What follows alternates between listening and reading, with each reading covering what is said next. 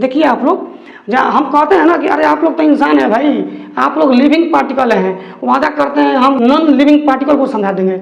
Non living particle in the sense कि जो निर्जीव होते हैं, जिसमें जीव नहीं है, जो बेंच है, बोर्ड है, उसको हम समझाने की क्षमता रखते हैं। आप लोग तो बहुत समझदारी है। Hello student, welcome to mathematical operation.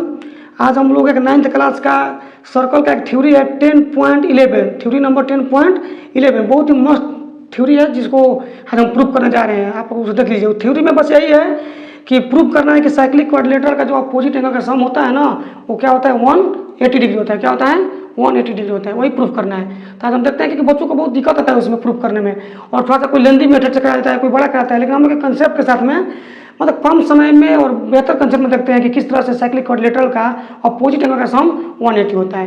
तो देखिए बिना टाइम को वेस्ट किए हुए देखते हैं। हम लोग आते हैं पहले साइक्लिक क्वाड्रिलेटरल क्या होता है हम लोग समझ देते हैं। साइक्लिक क्वाड्रिलेटरल वैसा क्वाड्रिलेटरल होता है जो सर्कल को उसका चारों पॉइंट हो और सर्कल के अंदर वो बना हुआ हो। तो देखिए मान लेते हैं कि हम लोग का क्वेश्चन हो गया, दिख रहा है ना, क्या प्रूव करना है कि साइक्लिक क्वाड्रिलेटरल का जो अपोजिट एंगल का सम होता है 180 डिग्री होता है।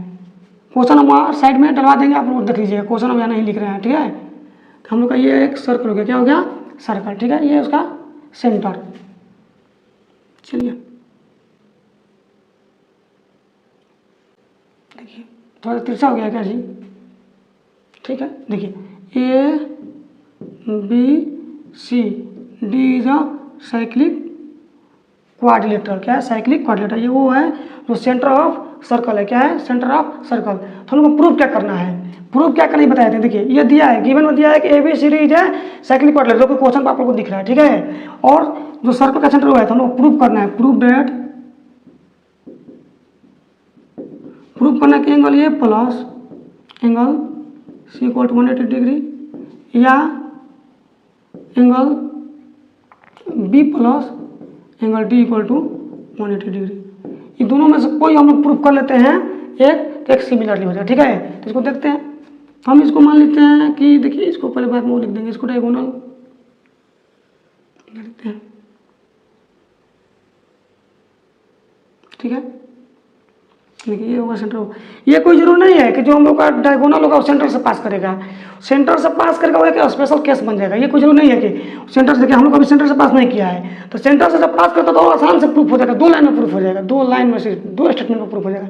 लेकिन हम लोग एक मतलब ऐसा केस ले लेंगे जो नहीं पार हो रहा है सेंटर से, जो डायगोनल है वो डायमीटर नहीं है, तो क्या करेंगे। तो पहले इसका हम नाम देते हैं समझने के लिए, नोमेनक्लेचर कर देते हैं। क्या करते हैं, एंगल का नोमेनक्लेचर नाम। तो इसको मान लेते हैं, एक यहाँ ऊपर से 1 2 3 4 5 6 7 और 8, ये हम लोग का नेम हो गया है। तो प्रूफ क्या करना तो पता होगा। अब हम लोग रिजल्ट पर चलते हैं। रिजल्ट में हम लोग देख रहे हैं, क्या देख रहे हैं, ध्यान से तुम देखिएगा। हम लोग पहले ए और सी वाला प्रूफ कर देते हैं, उसके बाद सिमिलरली इसको कर देंगे। तुमको मतलब ए और सी से है, ठीक है। हम लोग देखते हैं कि एंगल 1 इक्वल टू, ध्यान से एंगल 1 इक्वल टू एंगल 4, ये कैसे हो गया, आप लोग बोलिए कैसे हो गया। तो हम बता रहे हैं, देखिए ये हो गया सेम कोड सी डी। एक थ्योरी है क्लास 9th में कि जब सेम कोड को बनेगा कोई एंगल सर्कल का रिमेनिंग पार्ट पर, देखिए ये मान लीजिए सेम कोड हो गया, तो कोड वाला जो बना उसका आर्क को छोड़, बाकी रिमेनिंग आर्क पर जहाँ भी बनेगा वो आपस में क्या होंगे, एंगल इक्वल होंगे। तो देखिए ये वाला जो बन रहा है उसका रिमेनिंग एंगल बन रहा है कोड के साथ में, ध्यान दीजिएगा। सी डी के साथ बन रहा है ना ये वाला एंगल 4, और सी डी के साथ बना 1 वाला, तो इसलिए 1 हो गया। इसी प्रकार हम लोग का मिल गया एंगल 2 इक्वल टू क्या मिल गया, एंगल 2 इक्वल टू मिल गया एंगल 7, क्या मिल गया 7, एंगल 7। सेम यही बात इसमें लिख देते हैं, सेम कोड।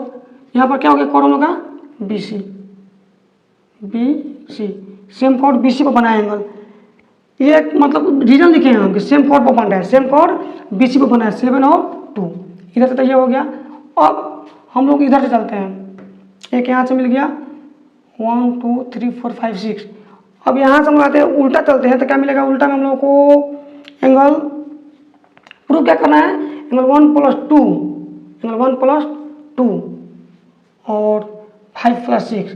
तो यहाँ से हम लोग को मिल गया 2 3 4 5, अब देखिए एंगल ये हो गया 2 वाला 3 वाला। अब हम लोग चल देते हैं 3 equal to 6, angle 3 equal to angle 6, 3 equal to 6 मिल गया। कहाँ से 3 हो गया देखिए, तो 3 इक्वल टू 6 इस कोड को बनेगा। और एक हम लोग को बाकी है, यहाँ पे लिख देते हैं सेम कोड किस पे बना है, AD पे बना है। 3 और ये हो गया, 3 भी हो गया, 1 भी 2 भी हो गया और 4 हो गया। अब हम लोग एक लेते हैं 4 तो ले लिए हैं, 3 भी ले लिए हैं, 1 2 3 4। अब बचा 8 equal to 5, angle 5 equal to angle 8, angle 8। एकदम कंसेप्ट देखिए, सेम कोड क्या है, सेम कोड क्या है इसका, AB। ये चारों कोड पर बन गया, चारों कोड पे एंगल बन रहा है। यहाँ से हो गया, इसका नाम भी दे सकते हैं 1 2 3 एंड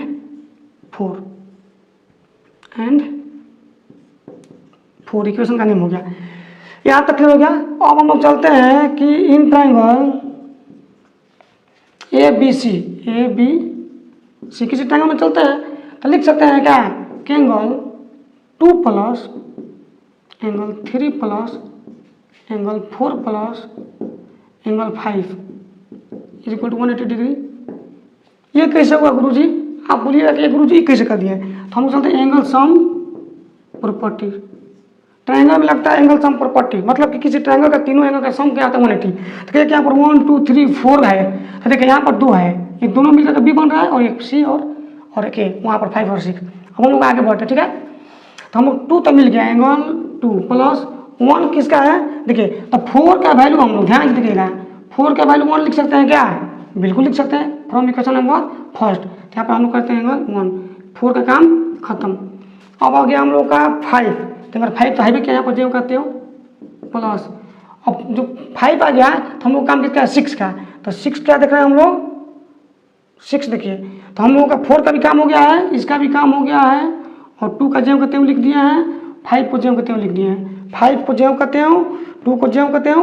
अब 4 के लिए क्या कन्वर्ट किए हैं 1 में इक्वेशन फर्स्ट से, और 3 के लिए क्या कन्वर्ट कर रहे हैं 6 में। 3 के लिए आप करते हैं angle 6 is equal to 180 degree.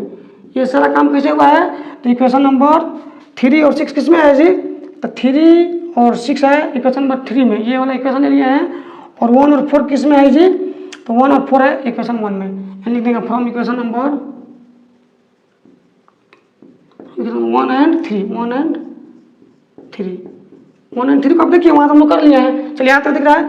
अब देखिए तो बाबू 1 और 2 मिलकर क्या बन रहा है, 1 और 2 मिलकर बन रहा है एंगल ए प्लस 5 और 6 मिलकर क्या बन रहा है एंगल C इक्वल टू 180। क्या आ गया 180, नहीं दिख रहा है, इधर लिख देते देखिए यहाँ साफ साफ देखिए 1 और 2 मिलकर क्या बन रहा है, 1 और 2 मिलकर बन रहा है एंगल A प्लस 5 और 6 मिलकर क्या बन रहा है angle C is equal to 180 degree. Proof क्या करना था, ये तो प्रूफ करना था। तो देखिए हम लोग का हो गया ये प्रूफ, दिख रहा है ना, कट रहा है, ये हो गया प्रूफ। अब हम लोग सिमिलरली मतलब इसी प्रकार ये भी कर सकते हैं, angle B plus angle D equal to 180 proof. Similarly कहने का अर्थ है कि जितना काम किए इसके लिए उतना काम, केवल इधर चल देंगे हम लोग तो ये आ जाएगा, लेकिन जरूर नहीं है हम लोग एक देखा के सिमिलरली कर देंगे। तो इस तरह से हम लोग क्या देखा दिया कि साइक्लिक जो क्वाड्रिलेटरल होता है उसका अपोजिट एंगल का सम क्या होता है 180। देखिए हम लोग विशेष कुछ किए हैं 1 2 3 4 इक्वेशन बना दिए हैं, और 4 इक्वेशन से हम लोग क्या किए हैं इसे वैल्यू पुट कर दिया। और ट्रायंगल का सम होता है 180, हम लोग जनरेट करते हैं ऑलरेडी पहले से। तो इसमें कुछ एक ट्रायंगल का प्रॉपर्टी लगा दिया, एक प्रॉपर्टी लगाया कि सेम कोड पर रिमेनिंग आर्क पर जो बनेगा एंगल आपस में क्या होता है इक्वल होता है, वो थ्योरी लगाए, इसी पर प्रूफ हो गया है। तो बहुत लोग इसी क्वेश्चन को इतना लेंदी कर देते हैं, इतना लंबा चौड़ा बना देते हैं, लेकिन ऐसा कोई बात नहीं है। इसमें अभी थ्योरी कितना था, हमको थ्योरी नंबर था देखिए ध्यान से, थ्योरी नंबर 10.11 है, क्या है 10.11 है, 10.12 भी है। इस तरह से जितना थ्योरी अगर आप लोगों को डिमांड होगा तो धीरे धीरे करके सारा थ्योरी हम प्रूफ करा देंगे और सारा मैथ भी खत्म करा देंगे, तो घबराने की जरूरत नहीं है। लेकिन अगर आप लोग को ये थ्योरी समझ में आया होगा कि जो प्रूफ किए हैं तो बहुत बेहतर है। और इसके लिए आप लोग अपने कमेंट बॉक्स में कमेंट में छोड़ सकते हैं राय कि क्या और चाहिए आप लोगों को, क्या नहीं चाहिए, और अच्छा लगा कि नहीं लगा अच्छा।